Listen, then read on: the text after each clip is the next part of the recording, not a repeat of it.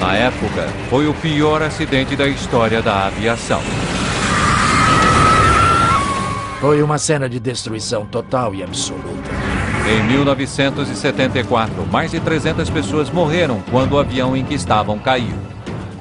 Não há praticamente nada aqui que se possa reconhecer como sendo uma parte de uma aeronave. Não se conseguia andar sem o perigo de pisar sobre uma parte de um corpo humano. A chave para compreender o desastre é encontrada a milhares de quilômetros dali. Uma prova incomum que conta a história perturbadora de um acidente que poderia ter sido evitado.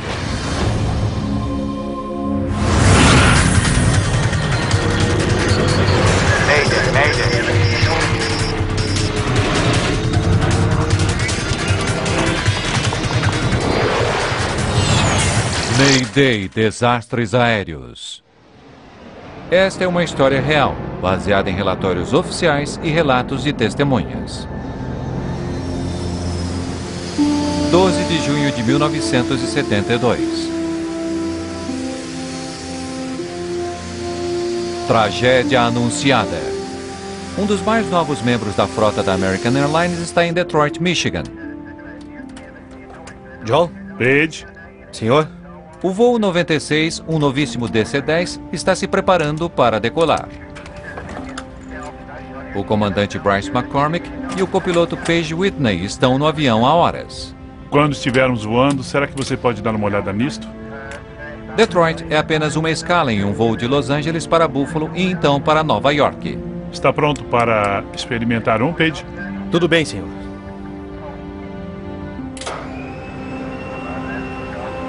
McCormick pilotou o avião que saiu da Califórnia, mas Whitney será o piloto no trajeto seguinte.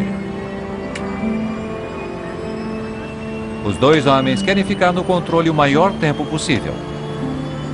Nenhum deles tem mais de 75 horas pilotando um DC-10.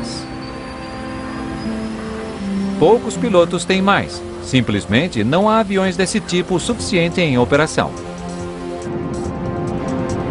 Em 1972, o DC-10 acabara de entrar em serviço. O avião é o que há de mais avançado em termos de jato de passageiros. Seu estilo e tamanho o destacam dos demais aviões de passageiros. A McDonnell Douglas gastou mais de $1 bilhão para desenvolvê-lo. No final dos anos 60, havia uma corrida entre os três grandes fabricantes de aviões a jato para passageiros, McDonnell, Douglas, Boeing e Lockheed, e para ver quem conseguiria fabricar o primeiro jumbo. Por isso estavam todos muito ocupados em começar a produzir esse DC-10 o mais rápido possível, e eles não poderiam se dar ao luxo de sofrer muitos atrasos devido a problemas com o projeto. A American Airlines é uma das primeiras empresas a comprar o avião.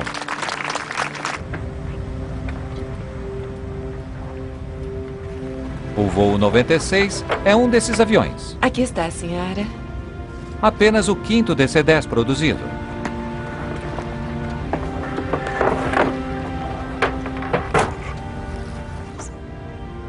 C.D. Smith acabara de passar por um treinamento para ser a comissária-chefe no DC-10.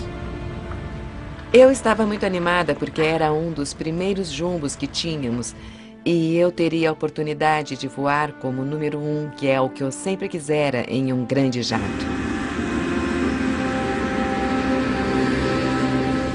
Peguei.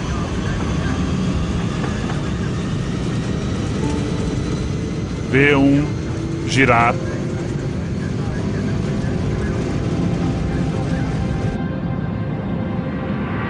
Logo depois das 7 da noite, o voo 96 parte do aeroporto de Detroit.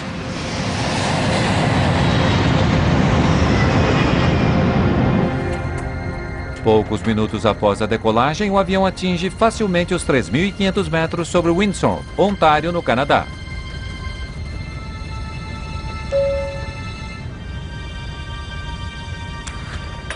Eu estava sentada em minha poltrona. E quando o comandante desligou o aviso de apertar os cintos, eu fui até a galley para preparar o café. E eu tinha que descer até lá, uma vez que o avião estava inclinado na subida.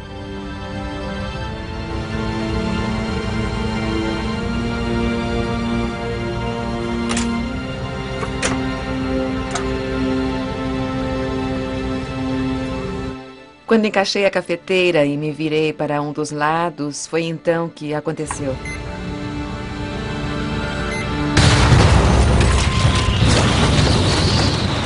Eu me lembro de ter caído porque o avião estava indo assim e de repente começou a ir assim.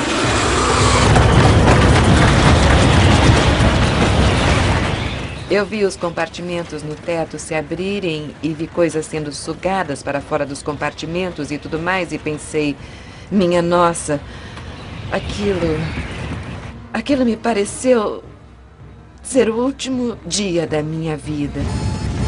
Batemos em alguma coisa! Perdemos o motor aqui! Na cabine, a tripulação está lutando para controlar o jato. Os comandos de potência que controlam os 3 motores estão inoperantes. O avião perde praticamente todo o seu empuxo.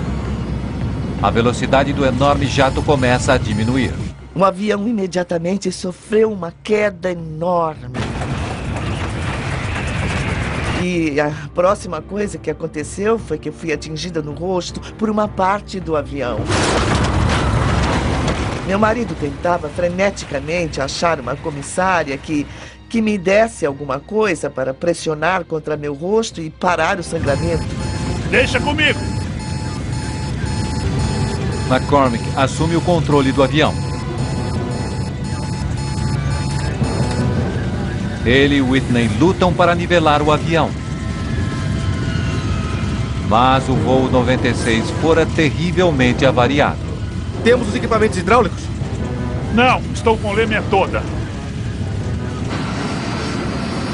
O leme na cauda que controla a direção do jato está emperrado para a direita. Isso está forçando o avião a oscilar dramaticamente naquela direção. Enquanto McCormick luta para levar seu avião danificado de volta para Detroit, C.J. Smith fica chocada ao ver um buraco no piso na cabine principal de passageiros. As pessoas estavam me perguntando o que fazer e eu não sabia o que lhes dizer.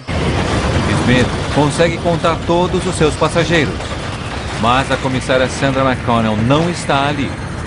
Sandra! Está me ouvindo? Sandra, onde você está?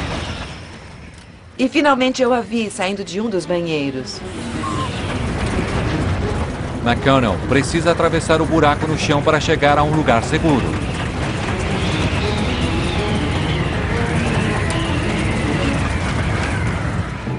E praticamente em todo lugar que ela pisava, o piso continuava afundando.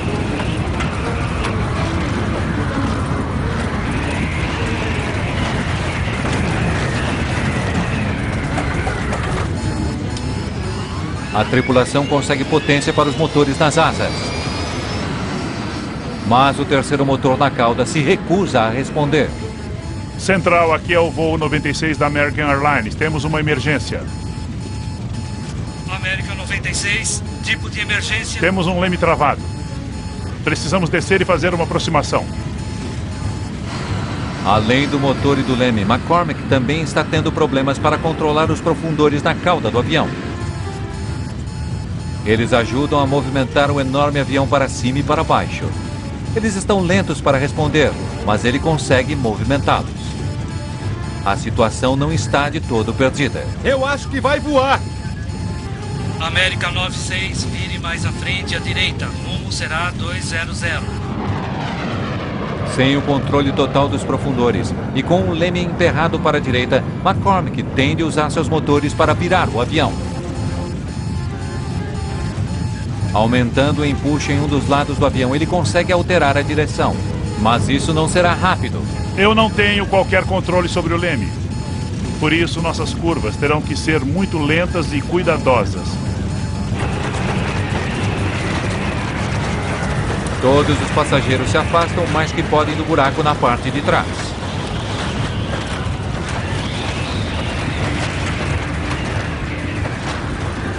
Fora o corte sofrido por Loretta Kaminsky, até agora não há outras pessoas com ferimentos graves.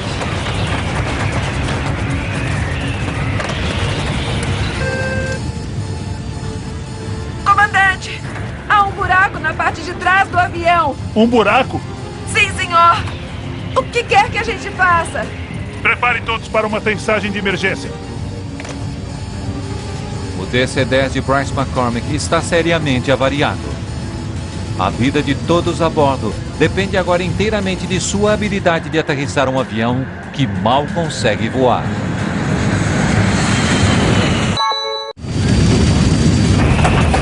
Subitamente, uma curta viagem de Detroit a Buffalo se transforma no voo mais desafiador da carreira do comandante Bryce McCormick. À medida que volta para Detroit, McCormick começa a diminuir a velocidade de seu avião para que possa aterrissar com segurança. Mas ao fazer isso, seu avião começa a cair perigosamente rápido. Teoricamente, McCormick deveria estar descendo a 700 pés por minuto. Mas agora, ele está caindo com mais do dobro de velocidade. A 1.600 pés por minuto. Velocidade de descida. De descida, é 1.600. Nessa velocidade, McCormick irá se chocar com o solo pouco antes da pista de pouso. Ele aumenta a força de seus motores para suavizar a queda. Velocidade de descida, 700. McCormick diminui a razão de descida do avião para 700 pés por minuto. Mas para isso ele teve de aumentar sua velocidade aerodinâmica, o que significa que ele irá aterrissar muito mais rápido do que o normal. Pela primeira vez desde o início da crise, McCormick fala com os passageiros. Senhoras e senhores, aqui é o seu comandante falando. Tivemos um pequeno problema, mas o avião já está sob controle e estamos voltando para Detroit para uma aterrissagem de emergência. A calma de Bryce McCormick era tanta que ele parecia estar dando as boas-vindas aos passageiros. Menos de meia hora depois de levantar voo, o DC-10 seriamente avariado luta para voltar ao aeroporto de Detroit.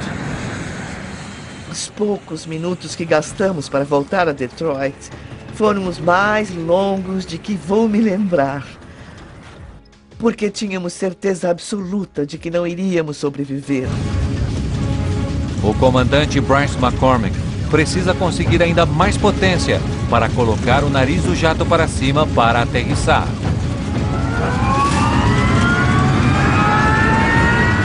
Seu avião continua jogando para a direita e voando rápido. Eu não tenho leme para corrigir esse desvio quando ele tocar o solo. O DC-10 com 67 pessoas a bordo ronca em direção à pista a quase 300 km por hora. Preparem-se!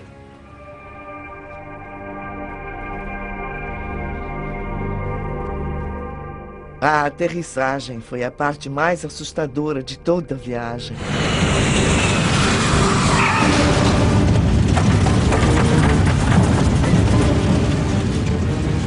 Ao atingir o solo, o avião começa a puxar muito para a direita. Quando o avião aterrissou, parecia que não iria parar nunca. Aquilo durou uma eternidade. Um dos conjuntos de rodas do trem de pouso sai fora da pista e corre sobre o gramado.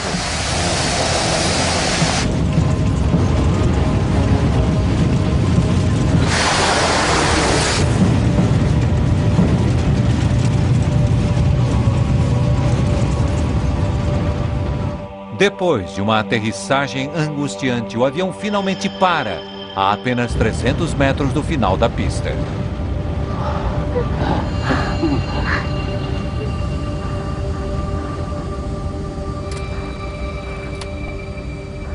Certo. Os motores podem ser desligados. Desligue-os. Todas as mulheres queriam abraçá-lo e ele foi simplesmente incrível. E naquele momento todos nós percebemos que estávamos vivos por causa dele. Que ele havia literalmente salvo nossas vidas. Se você analisar uma coisa dessas e disser, bem, há pilotagens boas e ruins, bom, essa foi mais do que boa, foi excepcional, isto é, usar os instintos que se tem como piloto aviador e todas as habilidades para permanecer calmo o suficiente para avaliar a situação. Com o avião no solo, a tripulação tem sua primeira oportunidade de verificar os danos. O comandante e eu fomos para trás. Quando todos tinham saído, fomos até parte de trás e então vimos esse buraco e ele era muito estranho. Não há indicação de que o jato tenha atingido alguma coisa, como os pilotos haviam pensado inicialmente, o que teria causado tamanho dano ao avião. O buraco era tão grande que, se alguém estivesse sentado nas poltronas próximas, essas pessoas teriam sido sugadas para fora. Naquele momento, ainda se imaginava que pudesse ter sido uma bomba. Mas ainda que o incidente tenha acontecido de forma tão súbita e explosiva, nenhum indício de bomba é encontrado.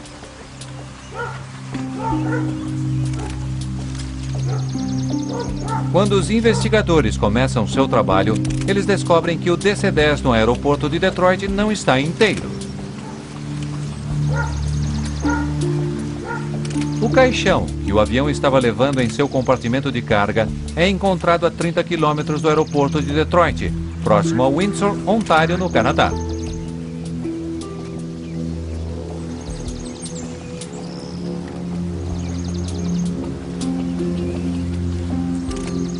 Os investigadores também encontram a porta traseira do compartimento de carga. As portas dos aviões não caem, principalmente em se tratando de um avião tão novo.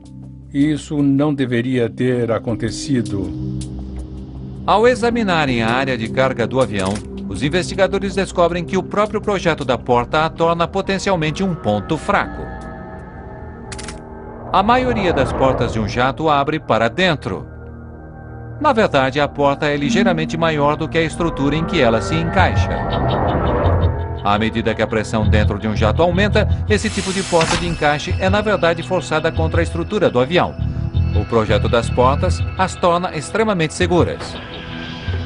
Mas a McDonnell Douglas projetara a porta do compartimento de carga do DC-10 para abrir para fora. Aquela decisão fora tomada para aumentar o espaço de armazenamento no avião. Quando a porta é fechada, ganchos nas portas do DC-10 se prendem a uma barra na estrutura do avião. Para se certificarem de que as portas estão fechadas, os encarregados da bagagem empurram uma alavanca para baixo, o que faz pinos de travamento passarem através dos ganchos, que então mantêm as portas fechadas. Quando os investigadores examinam a área do compartimento de carga do avião, eles não encontram nenhum dano estrutural ao redor da porta. Ao examinarem as travas da porta do compartimento de carga, eles descobrem que os trincos não estão completamente fechados. E os pinos que deveriam garantir que as portas ficassem fechadas não estão na posição de travamento. Ao interrogarmos o operador de carga que fechou a porta, ficou imediatamente claro que ele usara força excessiva para fechar a porta e, na verdade, ele disse ter precisado usar o joelho para que a alça da porta ficasse no lugar. Os investigadores fazem uma descoberta assustadora. É possível travar a alavanca pelo lado de fora da porta, mesmo que os ganchos e pinos de travamento não estejam na posição fechada.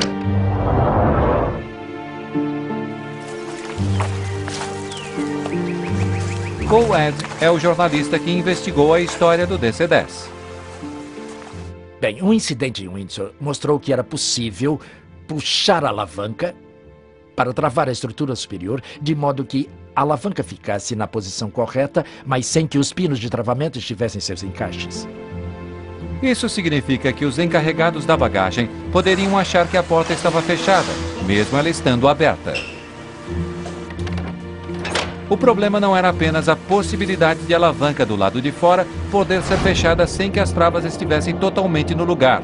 Se isso acontecesse, não havia como a tripulação saber disso.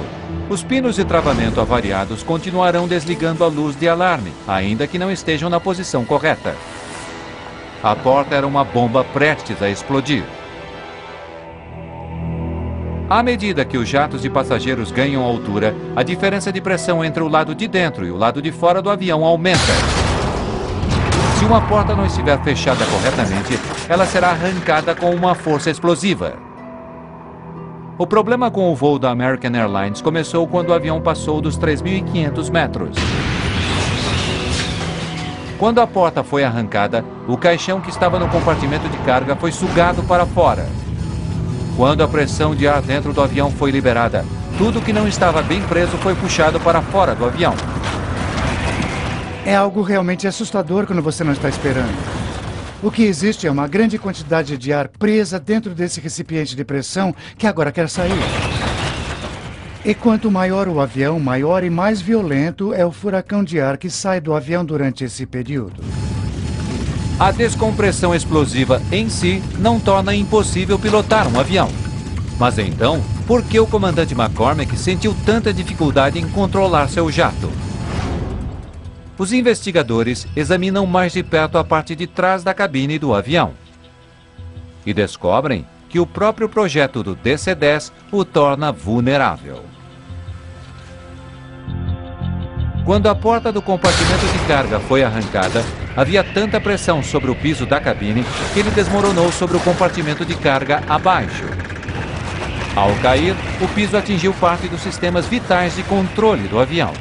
Ao cair, o piso atingiu os cabos que controlam o motor número 2 e a maior parte dos cabos, ou obstruiu a maioria dos cabos ligados aos controles de voo na parte de trás. Eu acho que vai voar! Isso deixou McCormick com controle suficiente apenas para manter o avião nivelado. A incrível capacidade de pilotagem de Bryce McCormick salvara a vida de todos a bordo do voo 96. Entretanto, havia um problema com um dos mais novos e mais caros aviões voando sobre os Estados Unidos. No incidente em Windsor, havia uma falha óbvia. E foi então que o NTSB disse: este é o ponto crucial, fechar essa porta sem ter aqueles mecanismos de trava no lugar. Vamos nos certificar que o sistema seja mudado. Todo operador de DC-10 precisa saber disso. Quero tudo verificado. Quero todos os pinos verificados. Chuck Miller é o chefe da Agência de Segurança da Aviação do NTSB. Sua responsabilidade é identificar os problemas com o novo DC-10 e propor soluções. Miller ajuda a determinar os itens que ele acredita que a McDonnell Douglas precisa consertar para manter o avião seguro. Ele era realmente muito profissional e seus investigadores tinham um enorme respeito por ele. Chuck não ficava parado no escritório, estava sempre no local da ocorrência. Para Chuck Miller, o conserto do DC-10 é uma questão de orgulho profissional. Para a McDonnell Douglas, o quase acidente sobre Windsor tem enormes implicações. Sua aposta de $1 bilhão chegou perto de despencar dos céus. Se mais alguma coisa der errado, a empresa em si poderá estar em perigo. –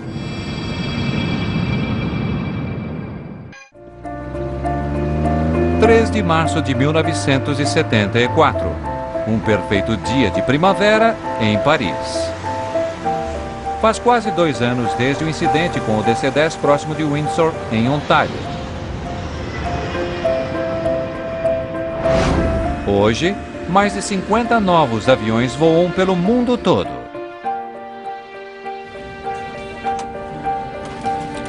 Um deles, o avião 29, é de propriedade da Turkish Airlines. Em geral, no último trecho da viagem da Turquia até a Inglaterra, não viajam muitos passageiros. Entretanto, hoje o DC-10 está sendo ocupado rapidamente. As pessoas estão se apertando nas poltronas por todo o avião. Uma greve da British Airlines fez com que os passageiros disputassem qualquer voo de volta para Londres. Wendy Will é uma entre os muitos passageiros de última hora desse voo. Modelo, ela está voltando para casa depois de uma sessão de fotos na Espanha. Estávamos casados há 18 meses e prestes a começar uma família. Acho que o segredo do sucesso dela como modelo não era só o fato de ser uma garota atraente e interessante como modelo, mas os fotógrafos gostavam dela realmente porque ela era uma pessoa muito agradável, encantadora e alegre. Devido ao embarque de tantos passageiros, o voo está um pouco atrasado. E não é apenas a tripulação que está esperando.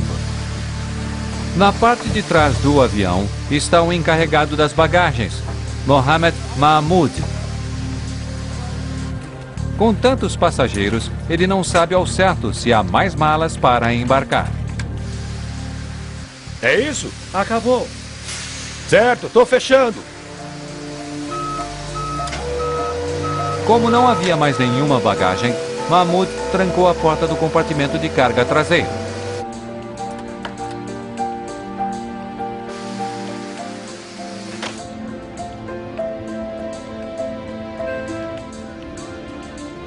O DC-10 está pronto para partir.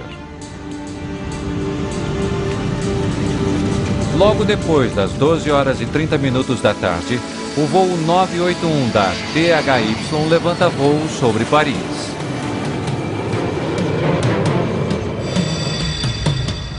Londres está a menos de 1 hora de distância.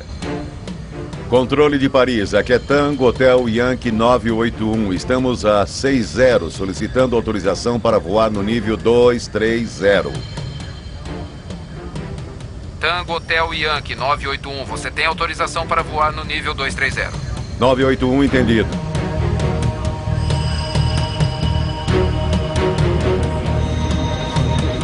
À medida que se afasta do aeroporto, o DC-10 continua a ganhar altitude.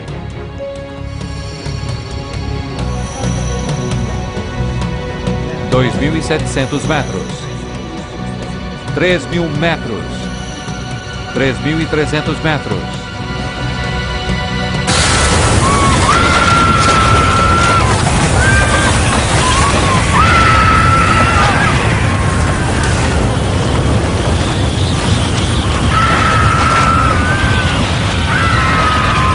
O enorme jato estremece e se inclina para a esquerda.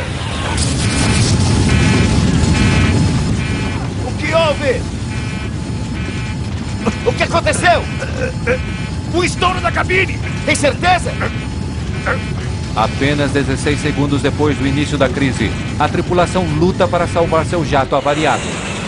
O nariz está descendo e o avião ganhando velocidade. Pra cima! Puxa o nariz pra cima! Não consigo trazer pra cima! Ele não responde! Os passageiros na parte de trás do avião testemunham uma cena de horror. 2 fileiras de assentos simplesmente desapareceram. Através de um enorme buraco no chão, os passageiros conseguem ver o céu sobre a França. 7.000 pés! Sistemas hidráulicos! Nós os perdemos! A tripulação descobre que eles não têm potência hidráulica para controlar o avião. Sem ela, eles não conseguem movimentar o leme ou os profundores. Mesmo sem seus controles mais básicos, o avião começa a nivelar. Mas ele desceu demais. Acho que vamos cair! Velocidade! O DC-10 está a quase 800 km por hora.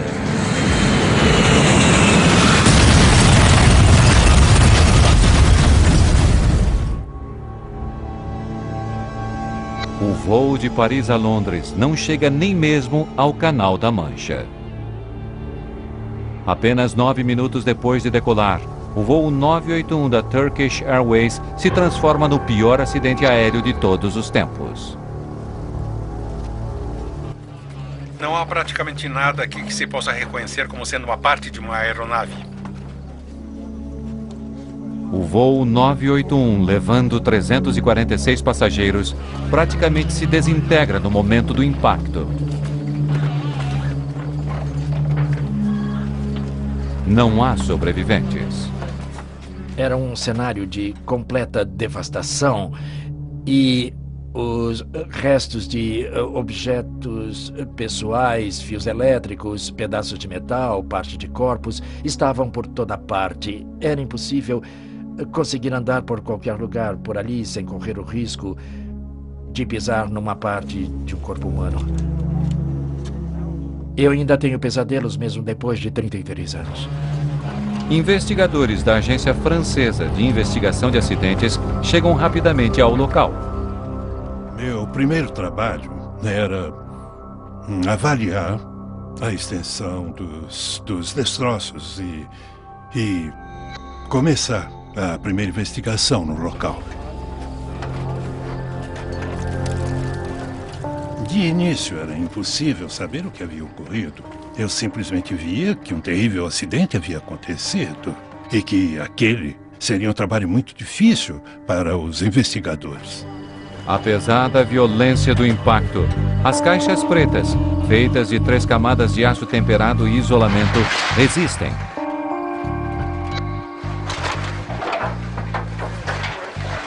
Seu conteúdo poderia fornecer pistas valiosas sobre o acidente. Supunha-se que tivesse sido provocado por uma bomba, pois você tem um avião praticamente novo e muito potente, voando em um céu limpo e azul, e ao chegar a 12 mil pés, o avião despenca. Os investigadores são chamados até um campo a 15 quilômetros do acidente. Eles encontram uma parte da fuselagem e 2 fileiras de assentos do DC-10. De alguma forma, elas haviam se desprendido do avião antes que o restante dele caísse na floresta.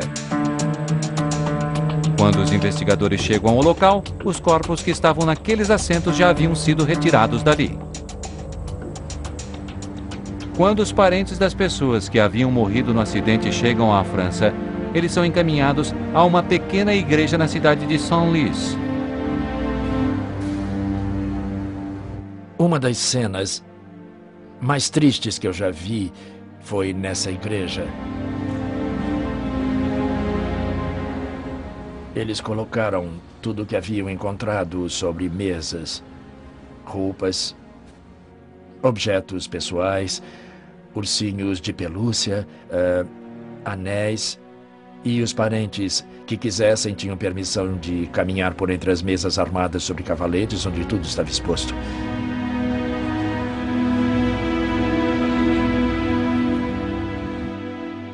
Eles haviam feito um pacotinho com a aliança de minha esposa. Anéis, o anel de noivado. Estava tudo muito danificado e você pode imaginar o que me passava pela cabeça.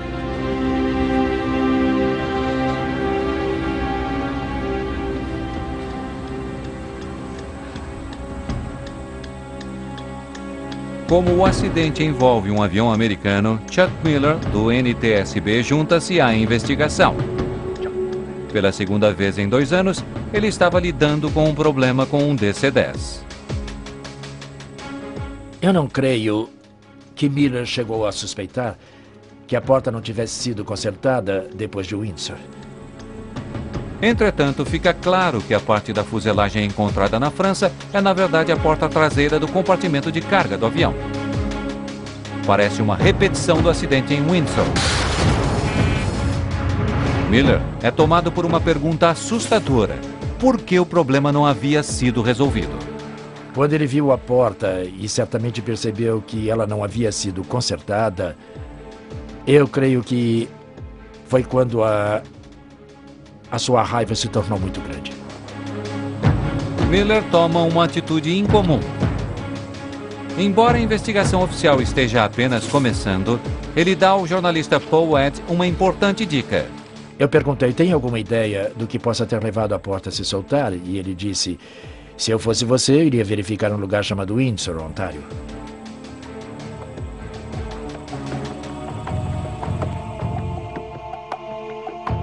Olá?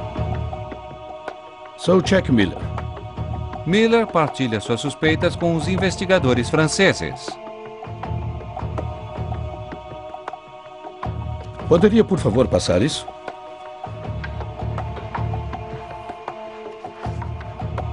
Elas foram tiradas em 12 de junho de 1972, logo após o incidente.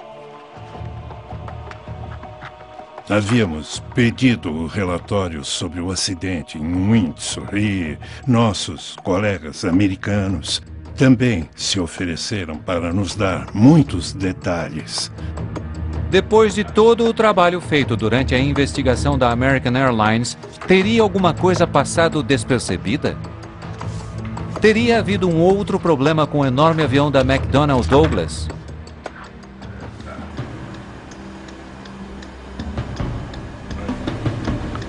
Com a informação de Chuck Miller, os investigadores franceses examinam mais detalhadamente a porta do compartimento de carga do avião. Eles fazem uma descoberta estarrecedora. Não há nenhum problema novo. Isso é exatamente o que aconteceu com o avião da American Airlines.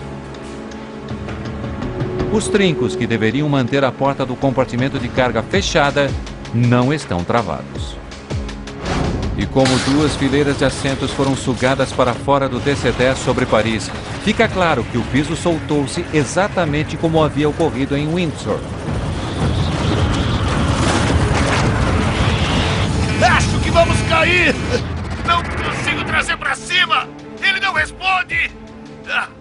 Na verdade, quando os investigadores ouvem a gravação dos dados da cabine do piloto, 7.000 pés! Eles descobrem que a tripulação do voo da Turkish havia tido ainda menos controle de seu avião do que a tripulação do voo 96 da American Airlines. Temos um leme travado. Precisamos descer. Eu acho que vai voar. Sobre o Windsor, Bryce McCormick conseguira recuperar seu avião e aterrissar. Mas em Paris, todos os sistemas hidráulicos haviam sido destruídos. Temos os equipamentos hidráulicos! Nós os perdemos! O fluido hidráulico ajuda a tripulação a movimentar o leme e os profundores na cauda. A impossibilidade de controlá-lo significava que a tripulação não conseguiria manter o avião no ar. O problema básico foi que o voo de Paris era muito mais pesado devido ao número de pessoas a bordo. O piso caiu com tamanha pressão que avariou todos os cabos e controles na parte de trás. Depois disso, não lhes restava esperança. Juram que seu testemunho será absolutamente... Logo depois do acidente com o voo 981 da Turkish Airlines, Chuck Miller volta aos Estados Unidos. Nossa primeira testemunha essa manhã é o Sr. C.O. Miller, diretor da Agência de Segurança da Aviação do NTSB. Dessa vez, ele enfrenta perguntas dos senadores americanos. Quando ficou sabendo pela primeira vez dos efeitos catastróficos Tem início uma audiência especial para descobrir como um problema identificado em 1972 poderia ter derrubado outro avião 2 anos depois. Sem dúvida, o que acreditávamos até então é que tivessem sido... O que se tem de descobrir agora é porque a porta não fora consertada. Menos de um mês depois do quase acidente em Windsor, o NTSB havia feito 2 recomendações bastante específicas. Miller e seus investigadores haviam recomendado que uma mudança fosse feita no mecanismo de trava. Eles queriam ter certeza de que seria fisicamente impossível os encarregados das bagagens travarem a alavanca sem que os pinos de travamento estivessem no lugar. Eles também sugeriram que os orifícios de ventilação fossem colocados no piso de todos os DC-10. Isso permitiria que o ar da cabine pressurizada equalizasse rapidamente sem que o piso desmoronasse. Entretanto, nos 2 anos desde o acidente, nenhuma dessas recomendações havia sido implementada. Há um problema fundamental no Departamento de Segurança da Aviação e tem sido assim nos Estados Unidos já há muito tempo. A função do NTSB é descobrir o que ocorreu no caso de um acidente e apresentar garantias de que um acidente semelhante não volte a acontecer, mas o órgão não tem autoridade para implementá-las. O NTSB não tem autoridade estatutária. Eles precisam recorrer à FAA, como fizeram, e dizer: queremos que isso ou aquilo seja feito, e é aí que falha o sistema. Se a FAA, Administração Federal de Aviação, emitir um boletim de serviço compulsório, os aviões ficam fora de serviço até que a devida modificação seja feita. Mas mesmo tendo sido tão sérios os problemas com o DC-10, nenhum boletim desse tipo chegou a ser emitido. Um assim chamado Acordo de Cavalheiros entre os dirigentes da FAA e da McDonnell Douglas evitou que isso ocorresse.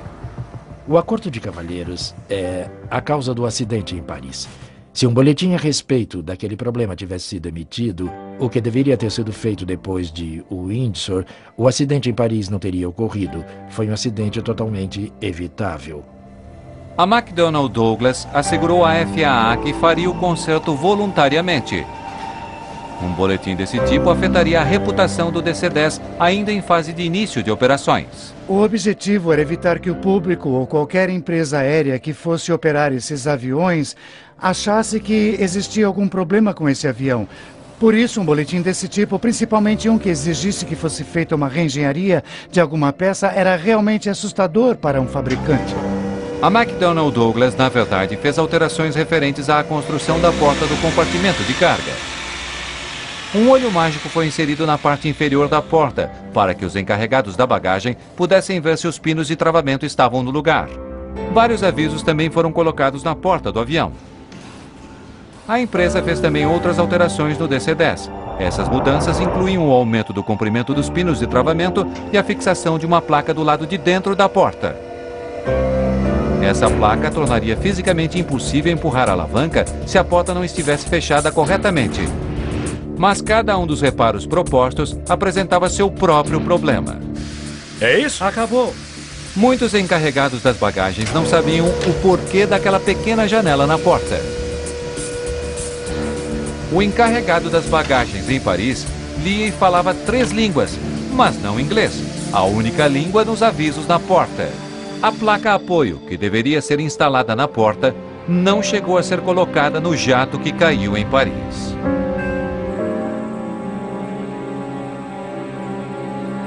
Documentos confirmando a conclusão do trabalho também são divulgados. Mas, independentemente do que eles dizem, o reparo nunca foi feito. O problema é que não se tem um inspetor da FAA independente para examinar tais modificações e colocar ali um selo seu. Não era um boletim de serviço compulsório. Nos anos seguintes ao acidente com o voo da Turkish Airlines, vários processos foram protocolados na Califórnia. Com o passar do tempo, fiquei sabendo cada vez mais sobre o que de fato havia acontecido e percebi que não havia sido o que poderíamos chamar de acidente. Tratava-se de algo totalmente evitável. Meu objetivo era expor essas pessoas. Nas semanas que antecederam o julgamento, os advogados envolvidos no caso têm acesso a toda a história do desenvolvimento do DC-10. Eles não são os únicos que estão buscando provas. O jornalista Paul Ed também está. Estávamos decididos a chegar àqueles documentos e àquele depoimento. Alguém nos deu uma chave do depósito onde estavam os documentos e assim, durante a noite, fomos até lá e havia uma enorme pilha de documentos acumulados que verificamos para descobrir o que havia acontecido. Lendo aquela enorme pilha de papéis, Ed faz uma incrível descoberta. Um memorando escrito por Don Applegate, o diretor de engenharia de produtos da Convair, a empresa que havia construído a porta do compartimento de carga para a McDonnell Douglas.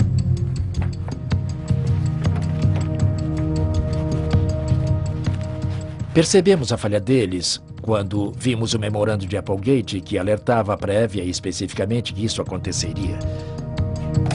O memorando é uma acusação que condena as portas do compartimento de carga, que estavam sendo fabricadas para o DC-10, e a ausência de orifícios de ventilação nos pisos da cabine. O documento alerta para o fato de que é apenas uma questão de tempo até que ocorra um desastre de grandes proporções envolvendo as portas.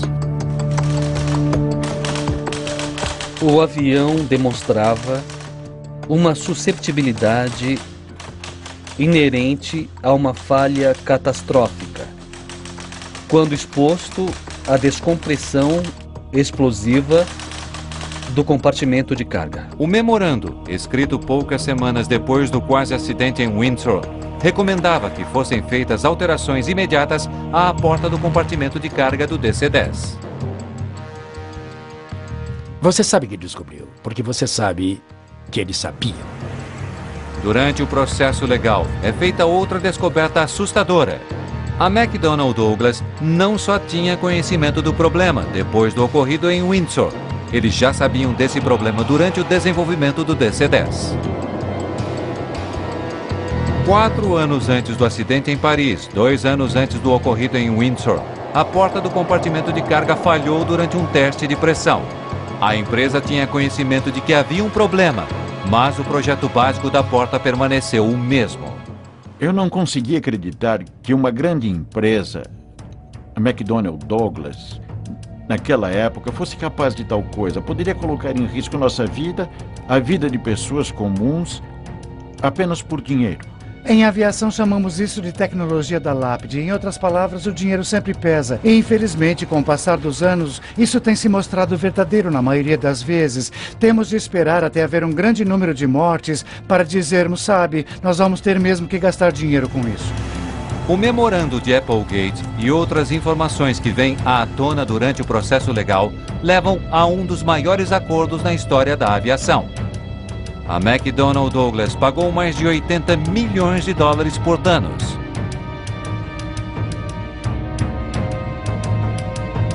Depois do acidente em Paris, finalmente foram feitas alterações à prova de acidentes na porta do compartimento de carga do DC-10. E dessa vez, nada foi deixado ao acaso. A FAA emitiu um boletim garantindo que as portas nunca mais abririam em pleno ar. E funcionou. Depois do acidente em Paris, não houve nenhum outro incidente sério envolvendo as portas do compartimento de carga de um DC-10. Mas a história do avião e uma indústria intensamente competitiva provocaram de fato um impacto. A McDonnell Douglas vendeu muito menos DC-10 comerciais do que havia esperado. A maioria dos pilotos que eu conheço que pilotou o DC-10 durante anos realmente adora o velho pássaro. Ele é provavelmente um pouquinho mais duro que o 747, considerando o peso de seus controles de voo, mas ainda é um pássaro e tanto para se pilotar. Tudo bem, mas não se pode dissociar o avião ou a empresa da terrível reputação deixada pelo acidente. Finalmente, a própria McDonnell Douglas desaparece. A empresa foi comprada pela Boeing em 1996. Na floresta, nas cercanias de Paris, há hoje um monumento em homenagem àqueles que morreram no voo 981. Um lembrete permanente de um dos acidentes mais perturbadores da história da aviação.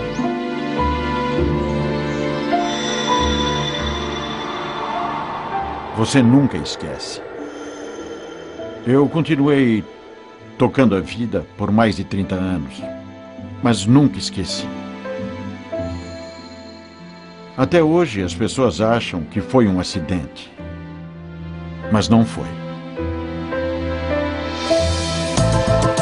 Versão brasileira Centauro.